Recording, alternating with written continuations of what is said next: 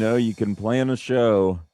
The way the news works, though, you never really get to pick the way you deliver these things. By the way, shout out to everybody who's telling me to get excited for Send Help today. If you're new to the program, I also host a movies podcast called Off Topic with Ben and Balky. We record it, we throw it up on the WHBY website, and it's available to all the same places that you can get the audio of Outside the Box. And we do a new movie every week. We just talk about it. It's my way to decompress with what's going on in the political world. And we're doing Send Help, which is a movie that I've been excited about for a while. Seems like a couple of the people in the WHBY talking text lines had a really good time with it as well. So shout out to all of you guys talking about it. Anyone else wants to chime in what we're discussing, 920-281-1150. That's 920-281-1150. If you're listening 9 to 11 Central Time, you can feel free to call in whenever you like. I don't even have a call screener. I just push the button and say go, and we're 20 seconds delayed. So if you try and be a jerk, I can dump it really quick, so don't even bother wasting your time. But I'd absolutely love for more people to get involved with the show, as well as all the regulars that we've come to know and love. And as we highlighted yesterday, for the next couple of days as you're calling in, especially if you are a regular, a lot of people recognize your voice at this point, but please do say your name when you call in and where you're calling from, just so a lot of the new listeners can kind of catch up and take part in this conversation the way so many of you guys locally have been doing for the last couple of years. Now, with that, I had intended to start this show today from an international perspective. I'm going to hold up two different countries, one of which is just about to institute a 4-day work week, one of which is instituting a 12-hour work day, eliminating strikes and having people work for food and lodging, and then asking you guys which trajectory you think America is representing more. And I still do fully intend to do that segment. However, we lost a civil rights icon yesterday evening, early this morning, Jesse Jackson. And if you're a regular of this show, you know that this is not really an obituary show. And especially, and I don't want to sound glib, as somebody who lost a parent at a young age, when I hear that somebody died in their mid-80s, the only thought that crosses my mind is, solid life. I'm sure his loved ones are happy with the life that he was able to live and all the accomplishments that he had in his life. I look at death through a different lens than I think a lot of people do, and it's informed by my own life experiences. I'm not saying that is the way that everybody should be. I'm saying it's the way that I am, and you are free to process this however you want to process it. Far be it for me to tell you how to live your life. Now, I do want to talk about Jesse Jackson for a second, though. I had a friend of mine send me an audio clip, and after listening to the audio clip, I said, I don't know that there has ever been a piece of audio that has more represented what Outside the Box is all about than what was sent to me. And ironically enough, it is a clip of Jesse Jackson on Saturday Night Live back in the mid-'80s. And as you guys know, I'm not too keen on Ronald Reagan, and I can pinpoint a lot of this country's downturn to Reagan-era policies that Republicans have only taken us further to the right than, and Democrats do not have the guts to undo in any kind of meaningful way when they have power. I'm going to play the audio clip, and then I actually want to talk about a larger message surrounding the civil rights movement and the economy in America and the trajectory that we have been on since the airing of this audio. So give this a listen. This is audio from a fake game show in Saturday Night Live called The Question is Moot. I'm starting at about halfway through the clip because it is funny the entire way through, but I wanted to get to the point that was pertinent to what Outside the Box is all about, and then I'm going to discuss it with you on the other side. So give this a listen. Larry, why don't you go first? Fine, I'll take astronomy, please. And the question is, when is the next reappearance of Halley's Comet scheduled? I know this. It doesn't matter. The question is moot. The White House is locked behind cement barricades. The president confesses he's afraid to go to church because terrorists are after him. The nuclear holocaust machinery is moving into place. As a matter of fact, it's moving into Brooklyn Harbor right now. They're demonstrating down there all night long. The battleship Iowa carrying nuclear warheads arrived today. So we probably won't even live to see Halley's Comet come again. Next question, Barbara. I'll take miscellaneous, please. And your question is, what president is on the $100 bill? Sorry, the question is moot. On the last 4 years of the Reagan administration, very few people got to see a $100 bill.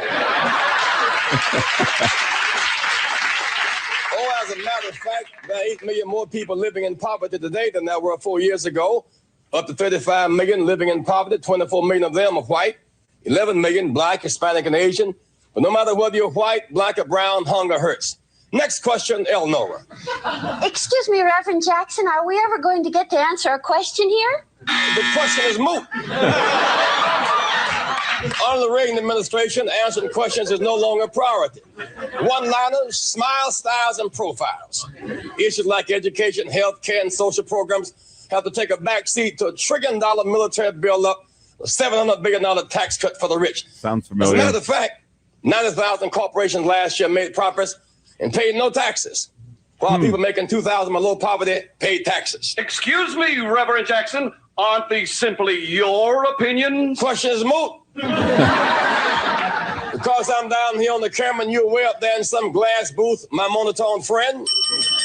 Well, I see our time is up. A relevant sketch from the 1980s that feels like it would fit in just as well today. And it does go to highlight the crowd that's like, man, when did SNL get so political? Seems to me like it was always political, and what changed is what the audience is willing to tolerate. Seems like that ends up being the case a lot more often than we're willing to admit.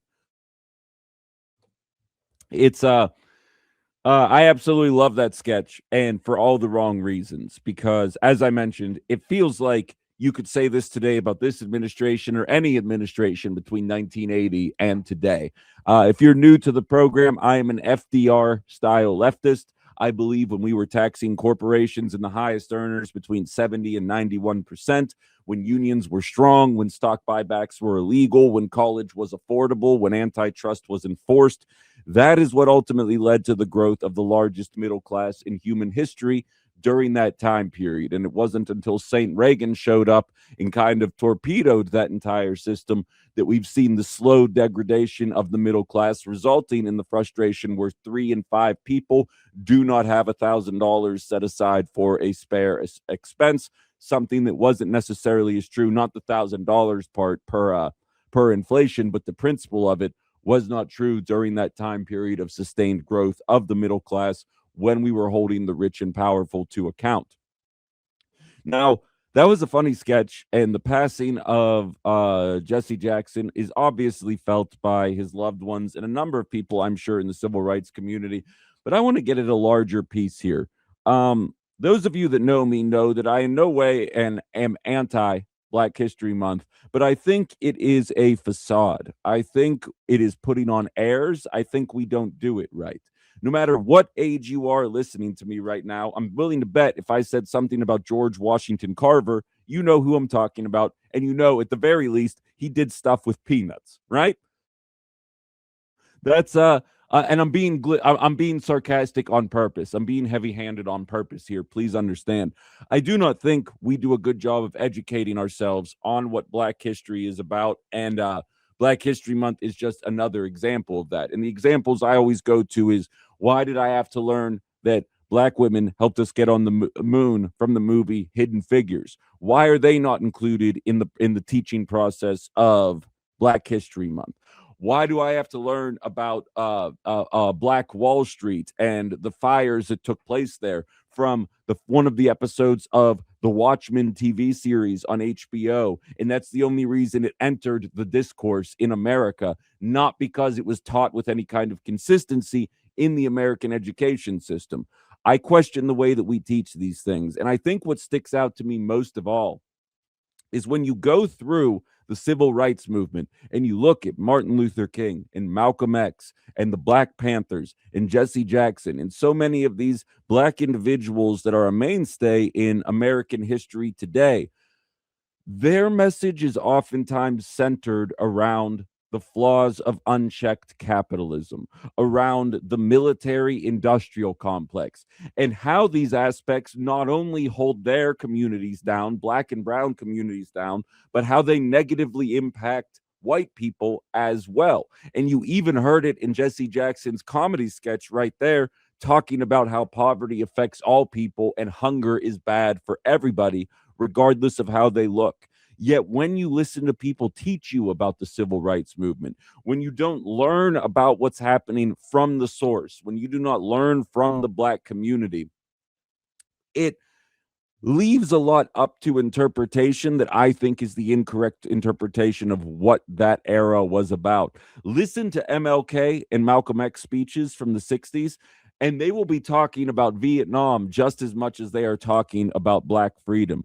Listen to the Black Panthers talk, and they are talking about providing school breakfast and lunch for students of all colors, not just the Black students, because so many kids are going to school hungry every single day. And it's an important process in the education field to be able to feed yourself if you're going to learn to the best of your abilities.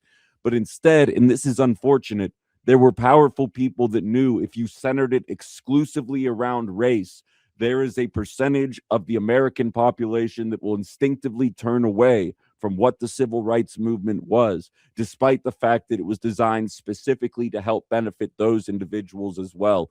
Fred Hampton was the 21-year-old leader of the Black Panthers. And not to put this show on a pedestal, but I study Fred Hampton quite a bit. And a lot of the fundamental attitude of outside the box and myself in general stems from a lot of the things that Fred Hampton would preach and do. And you can see videos of him in the 60s speaking to rooms filled with Black people and white people and Mexicans and skinheads, reformed skinheads, that is, and everywhere in between. And they're all nodding along in agreement about what is wrong with society and the handful of people that are working overtime to kind of prevent us from bettering ourselves as a society. And so, with the passing of Jesse Jackson during Black History Month, again, in my opinion, which is a facade and it's a band-aid on an issue that I think a lot of us do not educate ourselves on our own about enough, because I think it highlights where so many of the problems we face stem from. Take some time and look into what this guy was about. Not your perception of it, not the way the media portrayed him in the 80s. Do it on your own. Find sources that might be a little more sympathetic to what it was that he was trying to say and do, and really educate yourself. And tell me that we couldn't use more thought processes like his today in the media sphere, because it seems like so many people are out for themselves when they do this job. And yeah, I have grown more cynical over the 3.5 years that Outside the Box existed. But I love what he had to say in the 80s, and I think it would be just as relevant if that sketch had come out today. The only difference would be half the country would turn around and say, why is SNL being so political? And the answer is they always have been, because they've needed to be. And it is some of us that have grown more cynical and not wanting to hear what a certain party or both parties, depending on the topic we are discussing, are engaging in. And I think that's an important thing to remember on today. Jerry says the more things change, the more things stay the same. Couldn't agree more. Cynthia says, sad news about his parting. He certainly wasn't a monk, but I'll never forget his Poor People's Campaign or the fact that he was running for office. Bernie Sanders was the only one to endorse him. Doesn't shock me for a second. Let me also add that he got the Naval Airman Robert O. Goodman released from custody in Syria. He should have been viewed as the next president and hero, because you know we love a hero unless we hate said country. My parents taught us history at home when my mother said if I didn't stop doing something, she was going to knock me back to Timbuktu. I knew it was a real empire. Brian just simply says one of your better segments. I didn't really plan it. Sometimes that's when the best stuff happens, I suppose. But I think it's important to realize, because unfortunately we're watching people fall for the exact same tricks that the same powerful people used to divide us during the civil rights movement today. Only it's not kosher to say it about Black people anymore, mostly. So we say it about Mexicans and trans people now. But the agenda is the same. The principle is the same. And that's what needs to change if we're ever going to improve things. It's what Jesse Jackson would have wanted. And as Cynthia highlights, and Cynthia's in her 70s, Black woman. She's been through and seen a lot of stuff that I'm never going to have to experience, just given, all this that I got going on. But as she highlights, he was no saint. He obviously had his problems as well. But everybody has their flaws. It's a matter of what your ultimate message is. And when you hear that message, it's enough to inspire you. And I hope some of you go out there and educate yourselves and learn just how much they were speaking about this 60 years ago and how many of us have been ignoring it for this long. And with that, we're going to go to break, and then we're going to dabble in the international and talk about how that relates to the trajectory that America is on today. All that coming up on the other side. Anybody else wants to chime in? 920-281-1150. We'll be back. This is Ben Cominos on Outside the Box here on WHBY and Political Voices Network.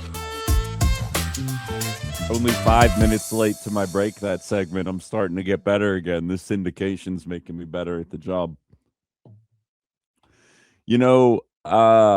And I'm not complaining. I'm absolutely thrilled with the trajectory things are on here, but I really don't stop. I've got this show. I'm working with Political Voices now. Much more active on my socials. You can find me at Ben Cominos on Facebook, Instagram, Twitter, and TikTok now. That's the one thing about having a unique name is I don't have to do anything weird. It's just my name. You can easily find me anywhere. I'm posting content from the show. Don't tell anybody I use AI to help me cut those videos. It's a hell of an administrative assistant. I can say that much. And on top of all of this, I also am involved with the Minocqua Brewing Times. I write an article for them once a week. It goes live every Tuesday on their Substack, and it's focusing. And I see I have a call. I'll get you on in a second. Let me just tee up what I want to say here. Goes live every Tuesday, and this one was focusing on two countries headed on two very different economic trajectories. I'll leave it at that for now because I don't want to set it up too much, but I want to show you guys the decisions that both sides are making, the popularity of their leaders, and then comparing that to the American system in general. And I'm looking forward to jumping into this one. This will be the first planned segment of the show today. But first, we got a caller. Let's see who we have. Hello, you're on Outside the Box. Yeah, good morning, Ben. It's Gary calling. Say, you're talking about Jesse Jackson Jr., and I remember, and this was way before you were born, 1968, I was doing riot control training. If you don't know that between February and June, the country was in total chaos. And, with the murders of Kennedy and MLK, Jackson sure. or Martin Luther King and so forth. All of this stuff that was going on, I just realized that we do have a holiday in June called Juneteenth Day or 19th Day. And I remember in 1968 and thereafter, people wanted to memorialize Martin Luther King and actually name a holiday after him. And there was a big brouhaha by Congress there was. And the American people that they didn't want another holiday. So they merged Lincoln's birthday, the 12th and the 22nd for Washington, and said, well, we'll give you one. We'll split it down the middle. And then they did have an MLK holiday later on. But it was like, oh, man, that's going to cost the government a fortune to have another federal holiday.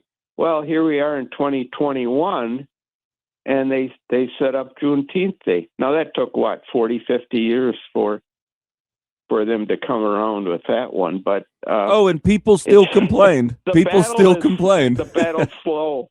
Yeah, no, that it is. You're not wrong, and I appreciate the historical context, Gary, and I appreciate you calling in for that as well, and I think it's a good point, too. I was making fun of President's Day yesterday with Landon Moore during the local half hour of the show that doesn't get recorded. No one has any issue with those made-up holidays. It's always the ones, and like Juneteenth, I'm going to be real with you guys.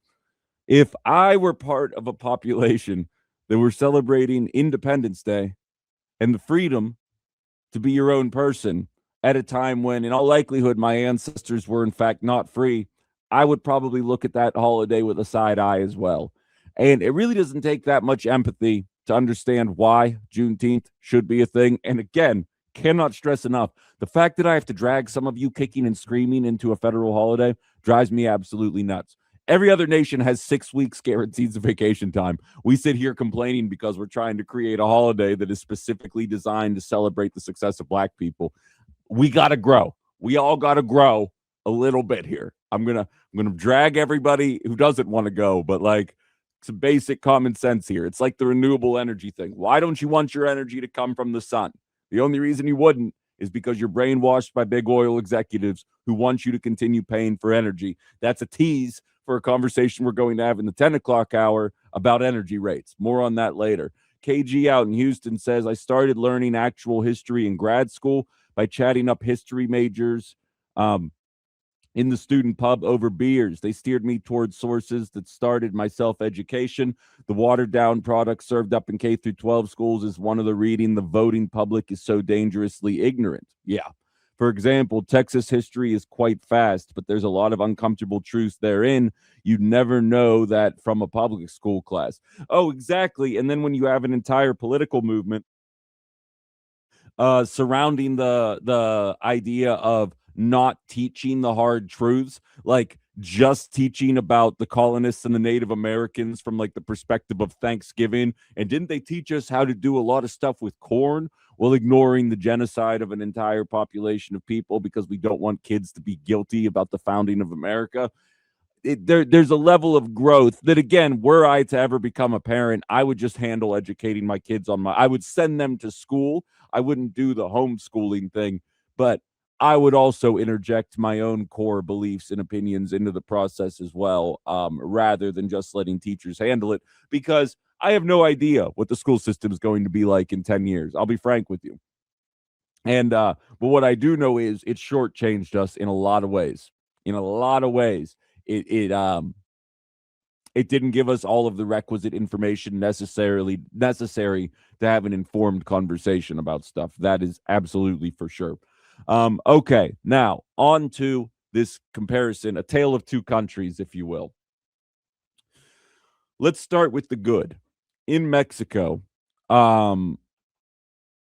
there is Claudia Sheinbaum, and I've talked about her before. She is the president there, and I would oftentimes use her as an example because a handful of people started labeling me as racist towards the end of 24 and early 25 because I had the audacity to say that Kamala Harris wasn't a particularly strong candidate. Whoops. And when they would call me racist, I would oftentimes state, then why do I champion the successes of Claudia Sheinbaum with a regular basis? On a regular basis, am I like, look at this great thing they did? While I was in Thailand, they managed to get a train off the ground, a public transit system that connects two of the largest cities in Mexico. A commute that used to take 2.5 hours daily now takes 30 minutes and costs drivers $5 American, whatever that equates to in pesos, every single day. There's a video of people excitedly sprinting towards the grand opening of the train because it's saving people 10 hours per week of their lives. But that money could have gone to blowing up other countries and padding the tax cuts for billionaires. I know.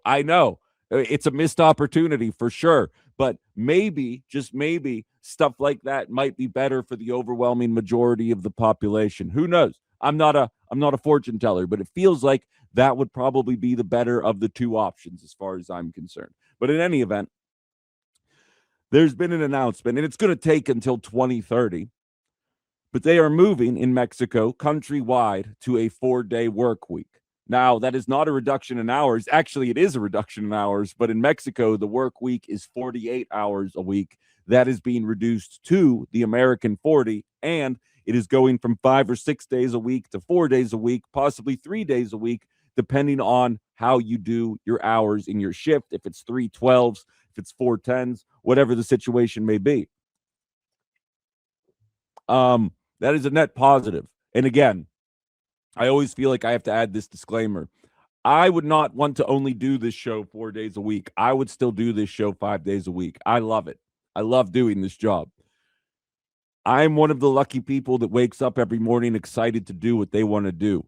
I know a lot of people work as a means to an end to be able to enjoy their time outside of the workplace. And that is the majority of people who have a job. And there's nothing wrong with approaching life that way. And we should all be striving to try and get to that reality. And I cannot stress enough, and I'm excited because I get to reuse all of my old stats that I've told you guys 1,000 times over. Productivity since the Reagan era has increased by over 400%, whereas wage increases have not increased by even 10%.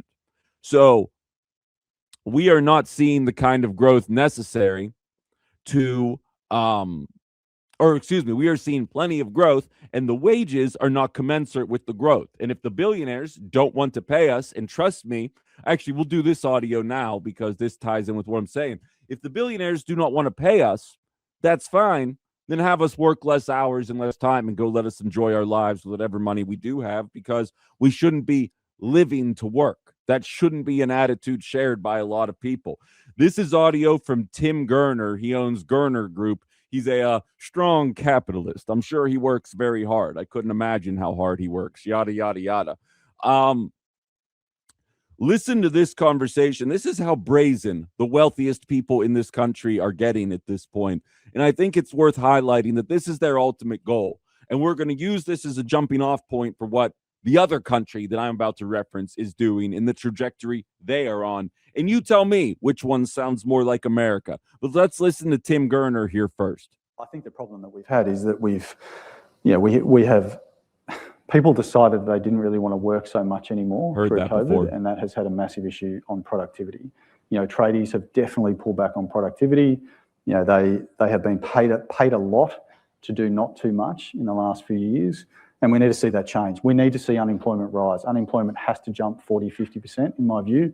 We need to see pain in the economy. We need to remind people that they work for the employer, not the other way around. I mean, there's been a systematic change where employees feel the employer is extremely lucky to have them, as opposed to the other way around. So it's a dynamic that has to change. We've got to kill that attitude, and that has to come through hurting the economy, which is what the whole global, the world is trying to do. The governments around the world are trying to increase unemployment to get that to some sort of normality. And we're seeing it. I think every employer now is seeing it. I mean, there is definitely massive layoffs going off. People might not be talking about it, but people are definitely laying people off, and we're starting to see less arrogance in the employment market, and that has to continue because that will cascade across the cost balance.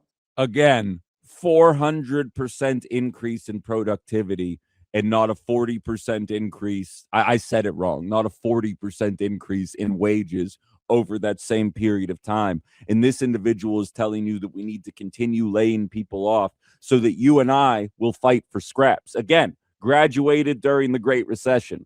I was fighting with people in their 40s that had 10 years experience for entry-level positions, paying $30,000 a year as a recent college grad trying to find his footing in this world. And eventually I did win that battle, but it took a long time for me to get there because of the competition that was out there. And then the pay, I lucked out in some ways in sales positions, and I've talked to you guys about that before. If it weren't for a couple of lucky sales and some major commissions that came with it, I would be one of those millennials drowning in college debt. I had 60 grand in debt when I graduated. I'd be one of those people saying, how am I ever going to afford a home? Thankfully, I found myself in a position to be able to buy one before the interest rates shot through the roof. I don't say that to brag. I say that to acknowledge exactly how lucky I am. And people like this guy are trying to convince people, and there's a certain element of the population that buys it, that it's that no one wants to work anymore. It's that people don't want to work hard. We're producing more than we ever have. Boomers that were working in the 80s and 90s wish they were producing what people are producing in 2026. It's just that the pay isn't there. But people like Tim Gerner are absolutely taking home the lion's share of the profits. And to that effect, we now see what's going on in Mexico. Let's compare that. Let's compare that to Argentina. The America First Argentina that Donald Trump's government gave $40 billion because sending money to Ukraine is completely unacceptable. But as long as the orange man is giving it to a country, well, trust us, this is a very important thing to do then. Argentina's president is the exact opposite of Claudia Sheinbaum. Again, Sheinbaum's approval rating is over a 70%. Javier Milei's approval rating is an absolute free fall. They needed 40 billion American dollars in order to prop up their failing economy. And why is their economy failing? Because Javier Milei showed up and said, I'm going to start cutting social programs. I'm going to start cutting government agencies. I'm going to start cutting taxes on the rich and investing in border security and our armed forces and not in the population. And since then, their economy has been in free fall. And as we speak right now, there's a video of Mexican people sprinting excitedly towards a train that is cutting their commute by 80%. There are videos in Argentina right now, and you can look them up, and you feel free. You are forgiven if you didn't know this was happening, because in true mainstream media fashion, just like when all the protests in France were happening over the retirement age, the Argentinian protests right now aren't really getting covered that much, but there is civil unrest going on there. Why? Because they just had their work days expanded to 12-hour work days. They were one of those countries that get 6 weeks of vacation, 30 days of vacation. The reason I use past tense is because those are gone. They're just now like the hardworking Americans, where we don't get guaranteed vacation, but at least our GDP is really high. They do not get overtime pay anymore. They're already working 12 hours a day. We better make sure they don't accidentally get a fair share of the profits en route to working 12 hours a day. Their sick leave has been cut in half. Employees no longer even have to be getting paid with money anymore. Employees can be paid with food and lodging. You know, one of my favorite movies to come out over the course of the last 10 years is a movie called Sorry to Bother You. It's a Boots Riley movie. I'm not going to spoil too much of it because I'd highly recommend everybody within the sound of my voice go check it out. I believe it's available on Hulu right now. But there are jobs available, and it very clearly is an Amazon metaphor, and they're called like perfect professions or something to that extent. And you get 3 square meals a day, a bunk bed, and a roof over your head, and that's the pay for working there. And the people who are working there are excited about it because the show's dystopian or the movie's dystopian. But that's just like a small fraction of the plot. I am in no way describing what this movie's about. You guys, Sorry to Bother You is the name of it. Go check it out. But that's what we're describing right there. We're describing servitude, all in the name of maximizing profits for a handful of people. And guys, I'm going to be real with you. There's a reason why Donald Trump and Elon Musk and Peter Thiel and so much of the right-wingers out there are throwing their weight behind Javier Milei, excited about what he's doing, cutting these programs and saying we need to emulate what Argentina's doing. It's because what Argentina is doing is a test run for a lot of other countries to see how things ultimately end up playing out and if the people of Argentina are willing to go along with it. 2 different countries, 2 very different outcomes. One of those countries clearly has a high favorability rating with their leaders. The others are currently rioting, throwing bricks through shop windows, causing a scene, starting fires. And of course, I'm sure it's portrayed by their media as Antifa because they don't want people realizing that they are being fleeced yet again. Now, you tell me which one of those sounds more accurate relative to America. And if you need some help making that decision, here is a clip of the Attorney General in Florida, not Pam Bondi, James Uthmeyer, talking yesterday about what they are trying to do since none of the legals want to work anymore. So we're booming. Our trades are doing well. We need to focus on our state college program, our trade schools, getting people into the workforce even earlier. We passed legislation last year to help high school students get their hands dirty and get on job sites more quickly.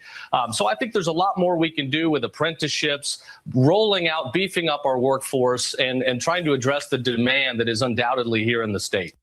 You know, before Outside the Box was an anti-fascist show, we were a pro-union show here. I did a lot of segments about why unions are important, how they're the backbone to getting us any of the workers' rights that we currently have, and to be perfectly honest, engaged in violence in order to make sure that it was able to happen. Other countries, including this one, are trying to roll back some of those hard-earned protections 100 years later, and the only way they're going to be able to do that is if we let them. We cannot let them. Too much was sacrificed in order to get us to this point for us to turn around and go back the other way. And I see DSL, Dice Shaky Lamar, asking me in the text line. I see I have a bunch of texts lining up, and we'll get those in the third segment this hour. But he asks, so what about when they have the money and trains still don't get built, like in California? Well, that, my man, is a segue into the final segment, because I know that Argentina is representative of what right-wing politics will ultimately bear out. However, I am not here trying to convince you that Mexico is what will happen if Democrats were in control, because you're exactly right. And I want to jump into that for the final segment of the 9 o'clock hour here. So I'm going to put a pin in that conversation, and we're going to use that text as a springboard for the final discussion of this hour here. Everybody stay right where you are. And I have Cynthia, Anna, Lenny, KG, plenty more. Anybody else wants to chime in, 920-281-1150. And we'll be back in just a couple minutes. This is Outside the Box here on WHBY. All right, we're back. I'm going to hum through this here. KG asked me if I've read Frederick Douglass's essay, What is the 4th of July to a Slave? I haven't, but I will. I'd recommend it to everybody. Lenny says he enjoyed Gary's comments and asked me about union of government workers. I'm pro-union regardless of the situation. Anna says naturally it's unions fighting Javier Milei in Argentina, which of course they are. They're always the ones leading the way. And Cynthia chimed in with Claudia Sheinbaum ended her first term in office, which I believe was in 2018. With an 80% approval rating. She's striking her out on her own, including an in-home health outreach program for seniors, development projects for satellites, semiconductors, and electric mini vehicles, and the creation of a cabinet-level Department of Women's Affairs and Departments of Science, Human Technology, and Innovation. All this together, crucially, with a 25% drop in Mexico's murder rate. In light of all of this, it's not surprising she maintained a consistent approval rating. I 1,000% agree with that sentiment, and it ties in for why I believe Democrats know what is necessary to achieve that kind of approval rating and are actively deciding not to do it. I'm going to prove it in a second, but first, Betsy chimed in during the commercial break and wants to get some thoughts in, so we'll go there, and then I'll finish up the hour. What's happening, Betsy? Welcome back to the States. Thank you. Thanks. It's good to be back. I just have an overarching thought as you're talking about all of the facts about these countries. So Mexico with the new train, Jesse Jackson's passing, all of the things that eventually we hope kids learn about in school. And I think back to how we learned about them in history and how we learned about them as facts. So I knew who Jesse Jackson was. The kids in Mexico will learn about this train. We learn facts and dates, but we don't learn how those things affect the psyche of our nation and how the ripple effect of how it affects people. And as a result of not knowing how all these government decisions affect real life people, we're kind of hardened to it, right? Like I used to think Jesse Jackson played the race card too often. I remember saying that years ago when I'd see him on the news, I'd say, oh, he's going to play the race card again. Until I got to know some Black people personally and heard their stories. Yeah. And until I understood them and heard their stories, I didn't understand why the race card was valid, right? And so how we learn about history shapes so much about how we think. You know, I just got back from Hawaii and have a lot of friends there who are natives. And I knew that Hawaii was, when they joined the Union, it was not that long ago from a history standpoint, right? Alaska and Hawaii were the last ones to join. I had no idea the Native Hawaiians didn't want to join the United States. We didn't learn about that in school. We just memorized the date for the test. Okay, when did they join the Union? 19 whatever. And until you get to know people and know the ripple effect, and the same is true with the economy, right? Until you get to know somebody who's struggling at that bottom rung because the wealth disparity is so great, you don't understand what the decisions of our government are really doing from a ripple effect and from the psyche of our nation. So I guess I just wanted to throw that out because I think we we learn facts and dates, but we don't learn emotions and what those decisions do to the psyche of our nation. You know, Betsy, you hit on something very near and dear to my heart, because I say this, I've said it before on the show, and I say it in jest, but there's a lot of truth when I say it as well.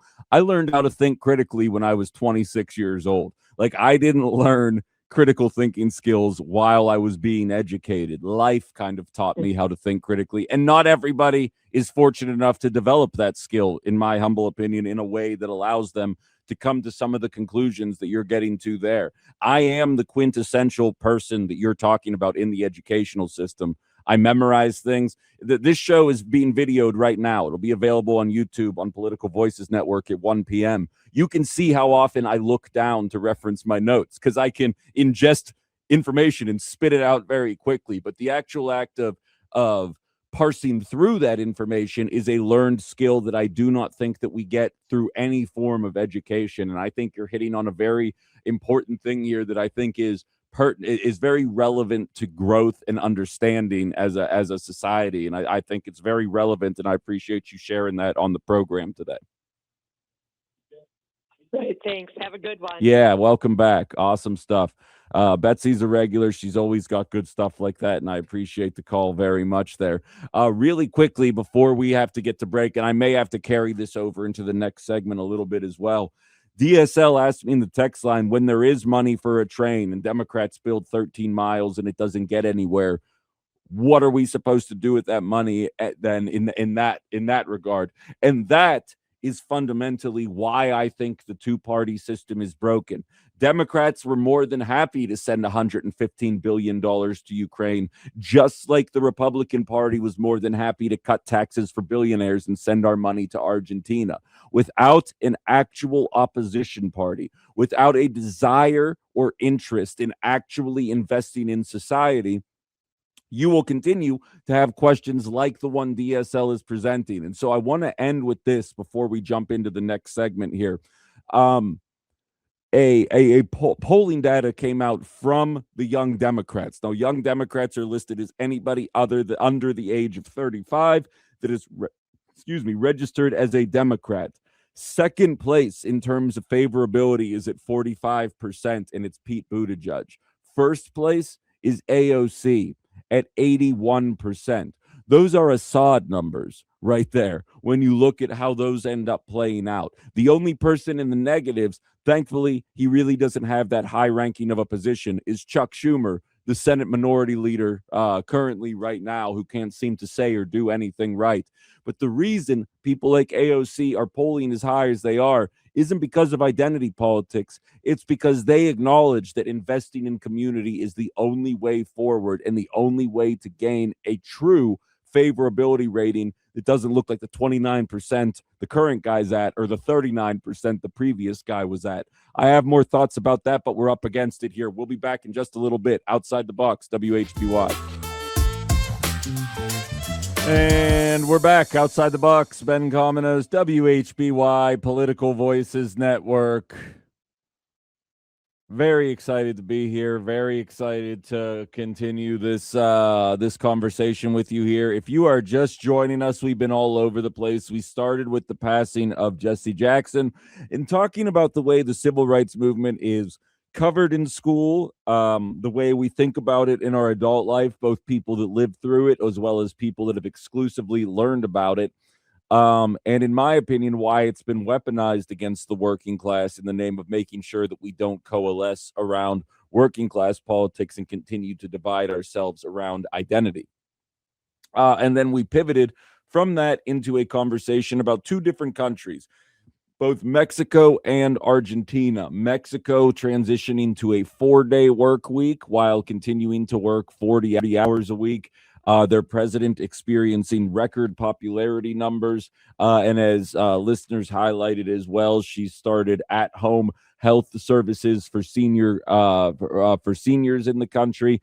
They're building plants for electric mini vehicles, satellites. They're creating a cabinet to help different marginalized communities find a foothold in society. Crime has dropped 25% because, as I oftentimes highlight, much like I was taught in the movie Aladdin, got to steal to eat, got to eat to live. That's how we get along.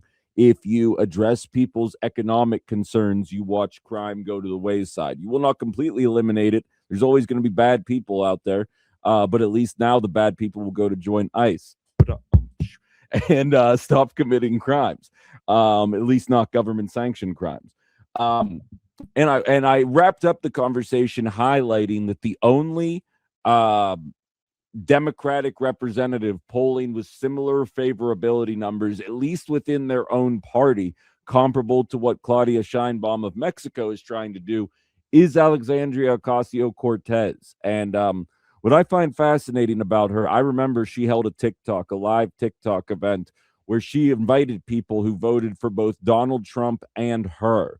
And there were quite literally thousands of people that attended it because, as I've often highlighted, the MAGA group and the progressive group have a lot more in common than I think anybody wants to acknowledge.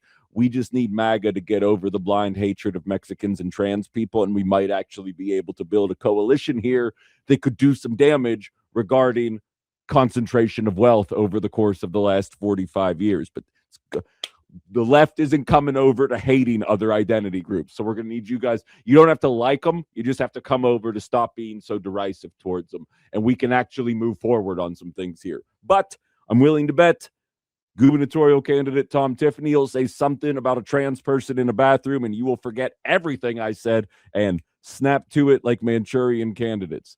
With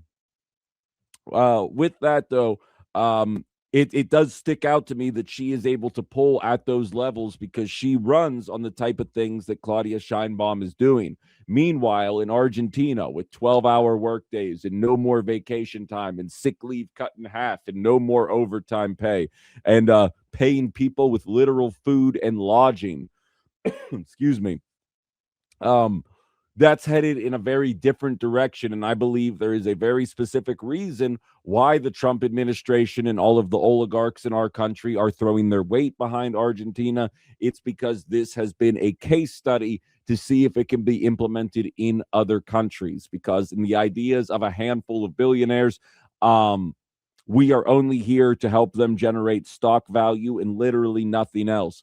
Or as one texter in my block text line said, critical thinking is ruining this country. Stop thinking and just do what your boss tells you to do. Spoken like a clueless, out of touch boomer if I have ever heard one in my bleeping life.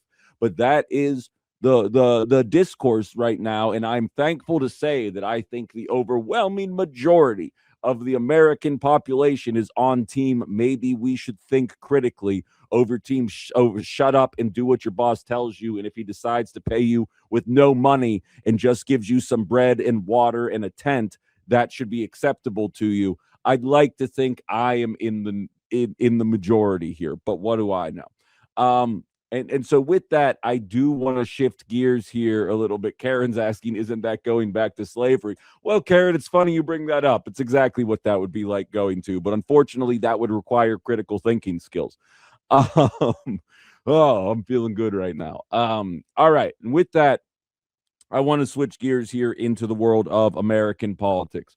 Spending is allegedly on the minds of a lot of people in politics. Allegedly a topic cornered by the American right, although I would argue there's not a whole lot of evidence that that is the case based on spending programs. Now, if you are not a long-term listener of mine, when the Democrats with a handful of Republicans signed off on a $100 billion package for Ukraine and Israel, I was pretty frustrated by that reality. And allow me to give you the same math equation that I gave these listeners about a dozen times over at this point. At the end of the Biden administration, homelessness had crept up to 770,000 Americans. If you build 770,000 Americans a $100,000 home, which I think is expensive, I'm talking about a one-room building that has access to heat, a bed, a stove, and somewhere to wash yourself until you are able to get your footing and reintegrate into society. If you built every single homeless person in America one of those homes, it would cost this country $77 billion. You could have done that and still given Ukraine and Israel $23 billion, and I'm sure they would have figured out how to make that work instead of funneling it into the hands of their oligarchs, yada, yada, yada. And it made me mad because, again, based on my political leanings, I expect the Republican Party to cut taxes for billionaires while scrapping social programs and not doing anything tangibly better for society. I expect that. Democrats run like they are the good guys. I compare it to WWE. I say the Democrats are the baby faces and the Republicans are the heels. The heels oftentimes have more fans than the baby faces do. The bad guys in wrestling tend to captivate people because they're willing to say the things that the good guys can't say. They'll call people names. They do the things necessary, or they say what they want to say, and they're not worried about public opinion, and they can get away with it. Whereas the Democrats will be like, excuse me, we need to fix X, Y, and Z, and then they don't, as Dice Shaking Lamar highlights. California says we're going to build high-speed rail. They build 13 miles. It costs $1 trillion. I'm making up numbers here. And it never ultimately ends up getting built. And that's with a Democratic supermajority. Because I don't believe the Democrats actually mean business. I believe the Democrats and Republicans create a uniparty that do not intend to benefit the American population in any kind of meaningful way and get us chasing our tails. And if you think I'm crazy, even though he is a white supremacist that I don't respect at all, Nick Fuentes, I can't stop watching snippets of his show because if you take away the hatred, bigotry, and general virgin nature of what his show is, not an insult, he brags about it,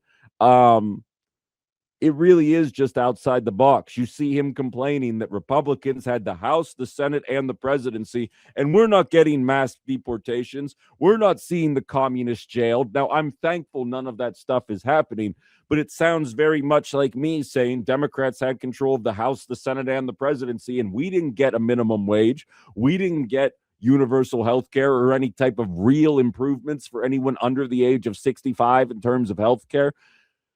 Both sides run on things. You can give them all the power they need, and they will always have an excuse for why the things they ran on aren't coming to fruition. Now, I think the stuff that MAGA wants, arrests, deportations, are stupid. I think they're pointless. I think those would not tangibly improve most people listening to me's lives. But the fact is, if that's what they voted for, they are absolutely not getting it. Similar to the way anybody who held their nose and voted for Biden in 2020 did not get those changes, minus the blue MAGAs that wanted to insist that Joe Biden's economy was working. I say all of that to say the Republican Party is spending money just like the Democrats did. $170 billion into creating the masked virgin army known as ICE. Let me ask you guys something. What would it cost to provide health care to every single undocumented immigrant? Now, I am not calling for that. I don't hate it, but every American should have access to health care first. Free health care, universal health care, at the very least a public option. So I am not calling for this to happen. But just to be clear, $170 billion and counting for DHS funding, more than half of which is going to ICE. It was just announced that they are investing an additional $38 billion. Let's just use that number. $38 billion to detain 92,000 undocumented immigrants temporarily. Spoiler warning, if it's temporary, it's not just going to be used for damn Mexicans, MAGA. But don't worry, you'll wake up to it eventually. I posted a Thanos meme on my Facebook page. You should check it out because that's how a lot of you sound these days. $38 billion to detain 92,000 undocumented immigrants. That's $400,000 per bed. Doesn't seem like fraud at all. At least Hunter Biden's not involved. What do you think it would cost to provide health care to every single undocumented immigrant in America? Depending on the source you use, it is between $10 and $23 billion. Let's use the expensive one. $23 billion. It would cost us $15 billion less to just give these bleeping people health care than it is costing to create a hellscape where people are being crammed 60 people per cage, wearing diapers, being fed food with worms in it, being having medication withheld, and this is all verifiable information. It would cost us $15 billion less to just give them health care. Why is this acceptable to you? 920-281-1150. Why is this acceptable? I did it to Democrats. Now I'm doing it to Republicans. Regardless of which party you vote for, the money never goes to improving society. It always goes to war and jail and border security. It never goes to the things that would improve our lives. And there's a reason why I'm bringing this up, but we'll go caller first. Hello, you're on Outside the Box. Ben, thanks for all you do. John here in Appleton. What's up, man? How do you feel about a guaranteed income? I love it. You know, establishing a floor for everybody who lives here, right? Absolutely. The only reason I get nervous, and I love the idea, and I actually interviewed Scott Santens, who is a very premier thought leader on the idea of UBI. The only hesitation I have is that Elon Musk has started championing it. And anytime Elon Musk does anything, I typically just position myself to the opposite because something bad's probably going to happen. And this isn't me saying this isn't me saying that I think UBI is bad. I'm saying that because I feel like I can envision these guys saying, let's give all the Americans $1,000 a piece, but they don't get a job anymore. And so it has to be exactly what we're saying. It's a supplement. It's not in lieu of working. It's a baseline to make sure that our basic needs are met. But I think it's a very obvious solution, 1,000%. One last thing. You know, foreign countries are probably pitying the American people at this point in time. I experienced it firsthand in Thailand. They absolutely are. I'm sure you did. Yeah. So that's probably the prevailing thought around the world. But I'd love to hear otherwise. Yeah. No, thanks for all you do, Ben. You and me. Thank you, John. And I appreciate you calling in. And I'm right there with you. And for what it's worth, they didn't all pity us. Some of them just hated us. So it wasn't all pity, if that makes you feel any better. Here's the deal, though. And this kind of ties in with what John was bringing up there. This is a true story to back up the point that I'm talking about right here. There was a coup attempt on FDR back in 1933. Billionaires. We're talking Prescott Bush. We're talking J.P. Morgan bankers, including J.P. Morgan himself, Robert Sterling Clark, who's the heir to the Singer Corporation. The same corporation that Paul Singer is a current billionaire who's trying to break up democracy, allegedly. It was said they wanted FDR out because they wanted Hitler's protection. Many billionaires actually funded Hitler's military infrastructure back in the 1930s, and that includes Ford, well-known Nazi apologist. The same held true for a lot of the billionaires in Europe as well. They saw what was happening during the Russian Revolution, and they wanted to make sure that their wealth and their power remained concentrated and was never endangered. Now, the coup failed, and FDR was successful for 4 terms. It's actually the reason why Donald Trump can't run. It wasn't because we had a Hitler that we instituted term limits for presidents. It's because we had a guy that was actually willing to say, hey, what if we tax the crap out of these billionaires and we actually redistribute that to the working class, and they use that money to pull themselves out of the situation they're in? That was what universal income would be.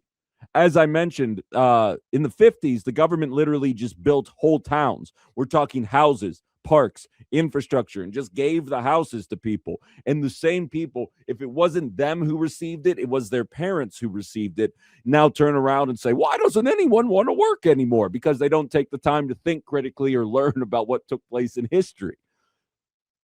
This is by design. When the Democrats have power, they don't invest in this stuff. They ship your money off to Ukraine. When the Republicans have power, they don't invest in this stuff. They give it all to Elon Musk or they ship it to Argentina. Nobody invests in the working class anymore. And as a result, we find ourselves chasing our tails, which is why we are on the trajectory that Argentina is on, much more so than the trajectory that Mexico is on. Now, my catchphrase for the Trump 2.0 term has been, we had to go through Hoover to get to FDR. We got to go through Hoover to get to FDR. And I am telling myself that because if I didn't believe greener pastures were on the other side of whatever the hell this presidency is, I think I would probably go more nuts than I already am doing this show every single day. But in order for us to get there, we have to be enlightened enough and informed enough to understand that this is not welfare. This is not handouts. This is what benefited America at its strongest points and can do so again. I hate to break it to you guys. China's beating us. They have beaten us. It's going to take us a couple decades to catch back up. And we can catch back up. But I think it's important to realize if we want to reindustrialize, if we want to become what we were in terms of a workforce again, that does not happen without educating the workforce, without the workforce being competent. And right now, we are a nation of people chasing their tails, trying to keep their head above water. I say this before, and again, like I said to Betsy, a lot of times there's a lot of truth when I joke. I am perceived as an intelligent person because I read more than the average individual does. I can tell you from firsthand experience, I am not particularly intelligent, relevant to doctors, scientists, people that actually understand what's going on in the world. You know where all those intelligent people are? Not America. And as I highlighted last week, the people who were coming here are signing on to work in Austria, in other European nations. They're going to places where they're not worried about their work being deemed woke or their workforce being deported because a president got a bug up his butt and decided all the Mexicans had to go, even the nonviolent ones. And I get why they're leaving. We need to be able to educate ourselves again. And as I've highlighted 1,000 times over, I am not for a single second saying that any woman has to stay home and raise their children, educate their children if they don't want to. But what I can say is my mom, who is a Carnegie Mellon graduate, quit her job in order to raise my brother and I until my younger brother was 12 years old before returning back to work. And you know what? I whooped ass in school. My brother did fine. He did the best as what he could. But there's a reason why that happened, why my mom was able to quit her job and my dad was able to work stocking vending machines before eventually starting his real estate career. And we were able to own a home and make mortgage payments and go on a yearly vacation on one salary. There's a reason why society worked the way it did. And there are so many bad actors out there willing to get you to blame teachers' unions, blame Mexicans, blame black people, blame anyone other than Elon Musk. For the love of God, just blame anyone other than Elon Musk in the minds of so many powerful people.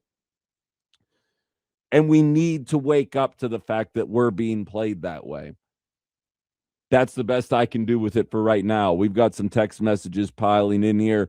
Anna says it's Elon et al. Trying to console us into being on board with AI.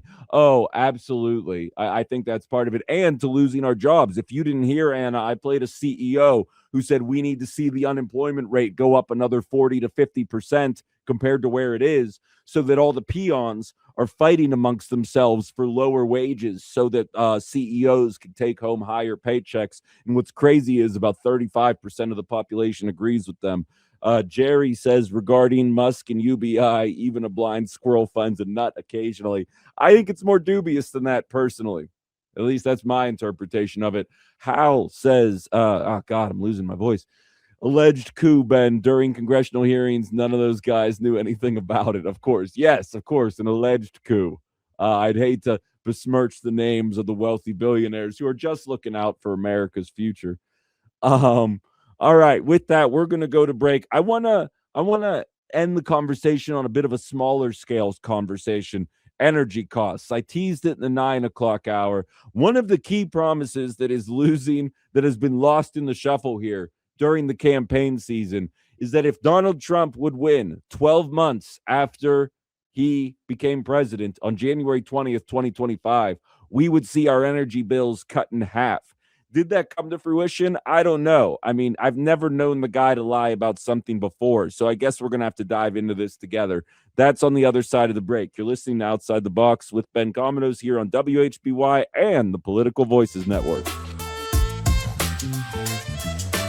All right, we're back. Outside the Box. I got sent a post by a number with no name on it, and I'm debating if I want to read it right now because I feel like these are fighting words, and I don't know if I want to open this can of worms so close to the end of the show. I'm going to do it. This is a post from Zarathustra. It looks like it's from Twitter. Again, this is not a battle of the generation show, and I recognize we just got our ratings recently. The show's audience locally is still about 60 to 65% boomers, and a lot of you guys are very aware of yourselves, and I never speak in blanket terms here, and I realize a lot of young people, and I also I'm coming at it from a perspective where I'm debt free. You know what I mean? Like, I beat this broken system in a way that a lot of my peers were not necessarily able to do. And I recognize that while some of them need to get their acts together, the majority of them, it's a matter of circumstance and not necessarily knowing the right or wrong thing to do. But all of that being said, I'm now going to read this from whomever sent this, and I'd love if you would attach your name to it going forward. A wildly disproportionate number of boomers got rich by pure happenstance, then used that blind luck to convince the public they're some kind of generational wise man. In reality, they were dopey doofuses merely in the right place at the right time, rode a world historic U.S. economic bubble from 1980 until 2008, where practically every asset class magically appreciated 25%. Year after year for decades, then caught a second wind of dumb luck over the last decade on the back of historic money printing. Many are, frankly, astonishingly ignorant about pretty much everything, and their astonishing ignorance is why we now find our degraded country mired in the smoking wreckage of such unbelievably dire circumstances. Now, I feel it's a little more complex than that, but yeah, I think a little self-awareness goes a long way. I think it's probably one of my greatest strengths is recognizing when you're allowing yourselves to explain away how certain things played out or why they played out that way. I think that's a fair assessment, but at the same time, not everybody's lived experience is exactly the same. But I will say, not to take away from the people that built lives 40, 50, 60 years ago, but there was an element that existed then that does not exist now that it'd be pretty difficult to ignore at this point, unless, of course, you're just dead set in your ways, which absolutely exists. There will be plenty of millennials when we're in our 60s behaving the same way. No generation is unique in that regard. I'm trying to think. I was using some kind of technology, and my friend that I was in Thailand with even said, Ben, you sound like our parents' generation right now. And I was like, it carries more weight when I say it. And like, you know, it's exactly the same thing. Okay, but in any event, you know, I find that to be funny. Okay. Energy rates. I think this is an important conversation to wrap the show up on here because as I mentioned, going into the break here, Donald Trump during the campaign, because this is one of the lesser remembered promises, he said within 12 months, those are his words, that was his time frame, we would see energy rates drop by 50%. Now, yesterday, I read off about a dozen different promises that Donald Trump had made and showed exactly how the opposite was happening. And one of those promises was drill, baby, drill. Meanwhile, we are at a 4-year low in terms of drilling. Now, for those of you listening that buy into climate change, that should be exciting to you. For those of you that voted for Donald Trump because of the drill, baby, drill platform, cannot stress enough, Joe Biden set the record in 2023 and in 2024 for oil and gas drilling, and Donald Trump has been working promptly to reverse that. Now, before I play this audio clip of him, I do want to highlight as I've highlighted 1,000 times over, China, as it stands right now, has the capability to generate 25% of America's entire demand for energy via solar panels. They have been working on this capability since the mid 2000s. It has been a 20-year investment, while we have been bogged down by lobbyists fighting about whether or not oil or coal is the most effective way to go forward. Our economic competitors were investing in the future. It's not too late, although we are absolutely running very far behind comparatively. I also need to highlight that if you don't want your homes and societies powered by the sun for a fraction of the cost that it would be to energize the country otherwise, you are brainwashed by oil and gas companies and coal companies. Everybody should want that. I'm not saying stop oil and gas immediately, because again, even countries that have been investing in this for decades are only producing a quarter of the energy necessary. It would be a process, but the fact is, we should be starting that process now. And instead, we have a president who's rolling back green initiatives, who we're watching manufacturing jobs disappear because the states who were going to build those solar panels are now closing because that's too woke, kind of gay if you think about it. And we keep falling for this. And unfortunately, 28% of you are going to champion this. So I figured we should play, before we find out what trajectory energy costs are on, which if you know me, you can probably guess what the trajectory is. Let's listen to the man himself make the promise, only one or two times, but in a very vague way. No way to definitely pin him down specifically for the promises that were made here. Under the Trump economic plan, we will cut your energy prices in half within, mark it down, and you can get very angry at me if we don't do it. Within 12 months, your energy prices will be cut in half. Whoops. My plan will cut energy prices in half or more than that within 12 months of taking office.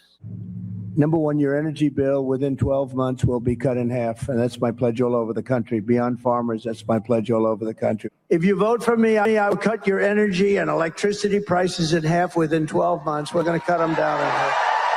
And under my plan, we will cut energy and electricity prices in half within 12 months. And that means for your homes, too. I will cut your energy and electricity prices in half, 50%, 50, within 12 months of taking the oath of office.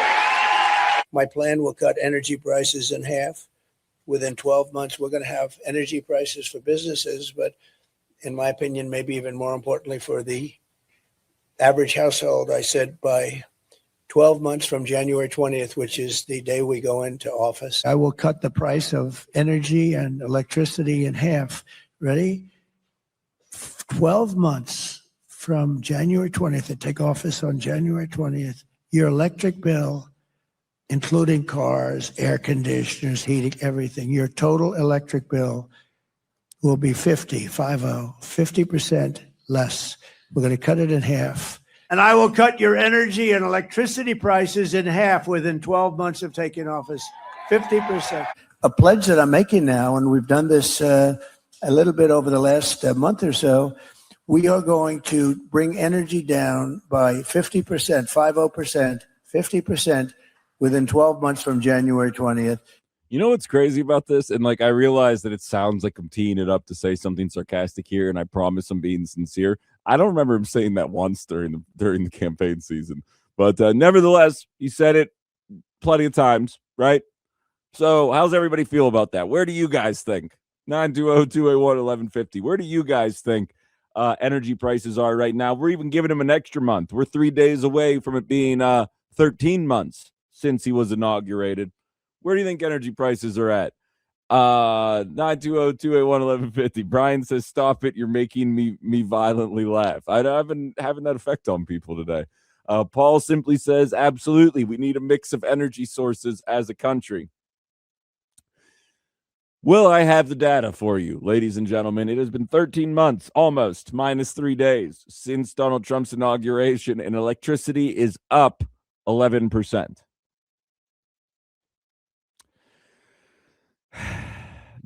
Given the mass Gestapo stuff, ICE Director Todd Lyons, his words, not mine. Given the Gestapo stuff going on with ICE and the Epstein stuff, this clearly is trivial relative to a lot of the scandals that are going on in the White House right now. But like, energy's supposed to be his thing. You know what I mean? Like, it's supposed to be like he's the drill baby drill guy. Like, of all the promises to just completely faceplant on and not receive any kind of pushback from within the party, I don't know how you could try to do worse sometimes, honest to God. And like, I had a friend text me yesterday that was like, I know it's going to be difficult, but you should try and find some things that you agree with that Donald Trump's doing, because you're being relentless right now. He goes, don't get me wrong, I completely agree with everything you're saying, but you're being relentless right now. And so I went out of my way. That's why we're doing an energy segment right now. I was like, you know what? I guarantee you he's done something right with energy. I'm going to dive into this. And this is what ultimately ends up coming out of it. And it's just like, this was your thing, man. Like, you were supposed to be the energy guy. Drill baby drill was your build that wall of 2024. And you're up 13%. And what's funny is, because I have you guys on a 20-second delay, Pat out in Appleton said amazing, and year after year, amazing. And a year after January 20th, I just checked, my electric bill went up 13%. How about that? He has the exact number. That's kind of ironic. But yeah, that's the number that I've seen as well, that it's going up 13% for everybody. It's been wild to just call this guy out time and time again. And for the record, I'm going to try again tomorrow. I've come across this Trump RX stuff that I'm sure is going to end up being a scam, but I'm going to dive into it for tomorrow to see if I can't find something positive coming out of this administrative, other than getting all damn Mexicans, of course, which, in my opinion, has only made this objectively worse. This country that should be, that I mean by that. But that's just me. I got an email and we got a call coming through before we go to break. Hello, you're on Outside the Box. Hey, Ben, I just wanted to call and just say, hey, listen, I give everybody the benefit of the doubt. There are a lot of times that you can't deliver on what you promise. It's just the fact that promises aren't delivered, and they keep putting the sign up that says promises made, promises delivered, and what other stuff. But I'll be at the Riverside the day he or anybody in this administration says we made a mistake or we haven't delivered.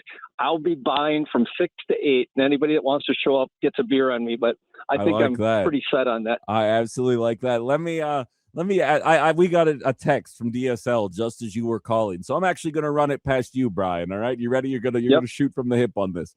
DSL is one of the guys I want to have a beer with. Yeah, I've hung out with him at Riverside before. He's a solid dude. He says, I want my energy costs lowered, but I've also listened to you long enough to know that this is corporate greed, right? Is that a fair assessment? I would say yes. Do you agree with that assessment? And would you like to see the president doing something to crack down on greed? I think DSL is correct. I think it's the Wild West out there. Everybody's getting, taking as much as they can get. Oil prices have remained low because there is a kind of a glut of it. But, I would love to see our energy prices get lower, but I don't think that's possible. I think promising it was a big mistake.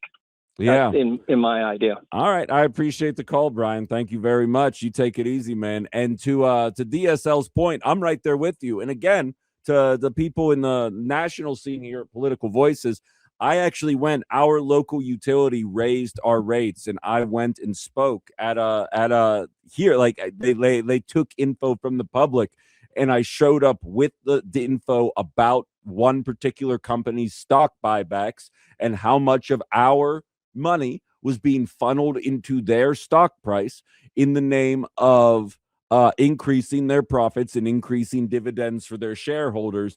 And now those prices are still continuing to go up. I don't know if you were trying to catch me in a moment there, DSL, but I am absolutely 100% saying this is as a result of corporate greed. But also, I know that when Joe Biden was in office and the energy bills were going up, it's because of that green new energy. No, it was because of corporate greed. just like it is right now. So we can either wake up to that and demand that our leaders do something about it, or keep voting for the same old, same old. You know what I'm going to do?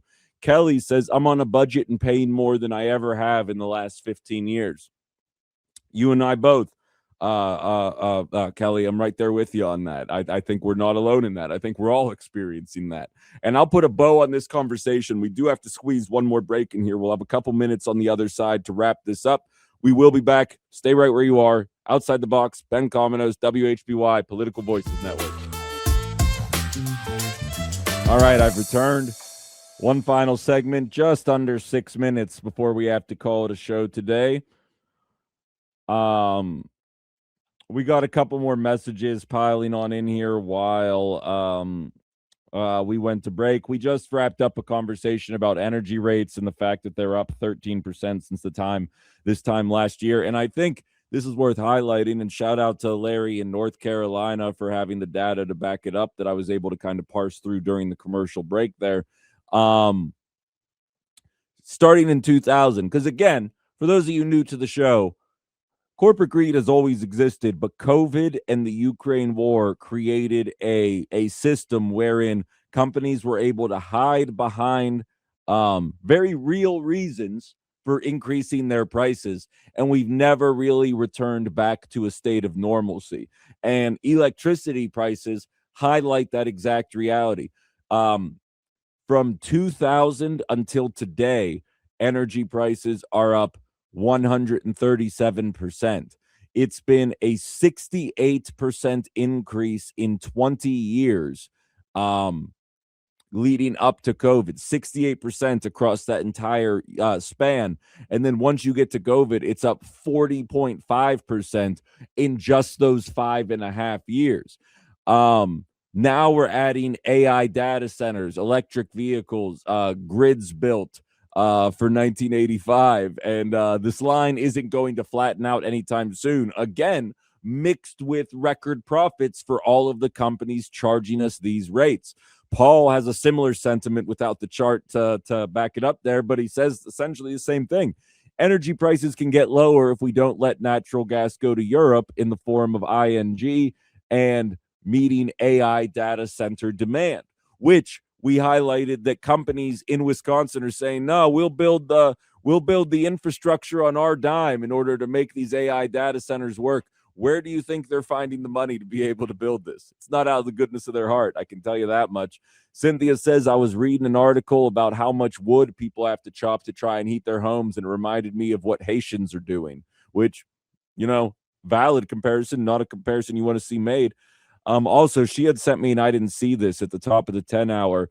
Wow, my husband just told me that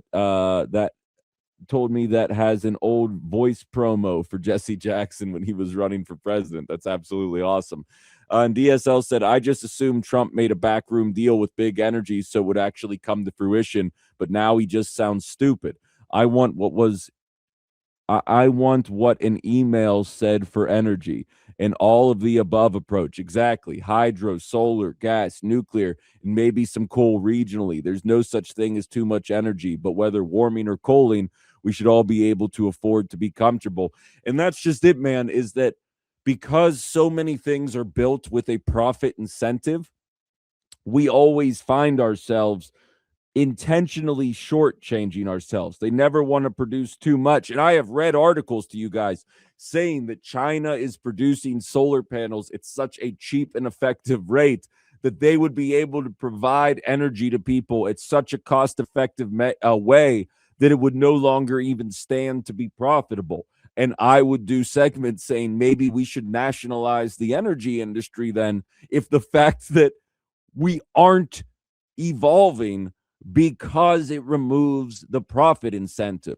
Capitalism allegedly was supposed to encourage that kind of development. But the older I get, it seems like we are building things to break faster. We are making our energy. We are producing our energy in a way to be able to make it as expensive as possible. I'm going to have to run through this because I only have 1 minute and 40 seconds. But take it from a guy that used to sell energy supplier rates door to door. I come from a state where energy is deregulated. I'm surprised the Wisconsin GOP isn't trying to talk their people, us into wanting that as well. companies would show up and say the utilities own the telephone poles, but you can get the energy from wherever you want. And this competition is going to drive prices down. And you know what ended up happening? A bunch of variable rate companies showed up and said, we can give you energy at the third of the price of your utility. So people would sign up without reading the fine print and then realize that was a 3-month introductory rate. And then your rate would go from 3 times less what the utilities were charging to 3 times as much as the utilities were charging. And you would see these little old ladies on the local news with $800 electric bills crying in front of the camera because they were on a fixed income. And that was my state's solution for astronomical bills. For the record, I was selling fixed rate energy suppliers, but it wasn't much better, to be perfectly honest. With that, that's another drop. That's just another drop in the bucket. Download the WHBY app. All you have to do is search WHBY in Google Play or the App Store. Check out any of the shows that you may have missed. It has the entire catalog on there. Also available anywhere you get your podcast, Spotify, Apple Music, you name it. Outside the Box with Ben Cominos is there. And the show will be available on the YouTube channel, Political Voices Network, at 1 p.m. Central Time. Go ahead and give it a look. Yesterday's episode's up right now. Super excited this is happening. We'll be back tomorrow, guys. Haley's up next, Outside the Box.